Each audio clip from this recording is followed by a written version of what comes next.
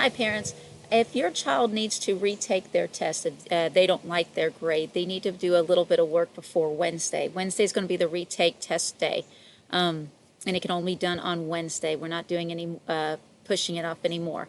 So what they're going to need to do is they're going to need to go to Clever. Every kid should know how to get to Clever. Every class has been using it. If they don't know how to get to Clever, that's not good. You'll need to email me, and then I will help you get through that.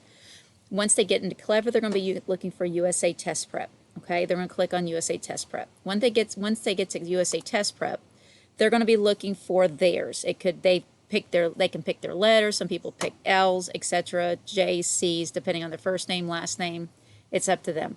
So what I've done was I've gone into a student's little paper so that you can see where you're going to be looking for. So if they're wanting to retake this test, they need to do a little bit of suggested practice, meaning this is their stuff that they are kind of, they need their skills worked on.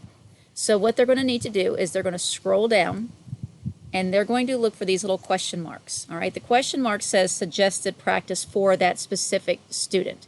All right, it picked the top 3 things that they were having issues with. And then what they're going to do is they're going to click on begin. All right, they need to do all 3 of them. If they want to retest, they have to do all 3.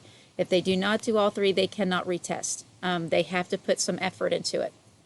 And it's got to be done before they take the test on Wednesday, so it's got to be done by Tuesday night.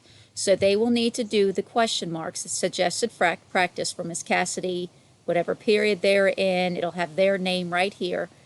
Okay, and it's due by the 6th. Otherwise, they will not be able to retest on Wednesday. All right, but thank you so much. And I'm trying to, not a lot of kids have taken me up on this offer. Some have, but not many have.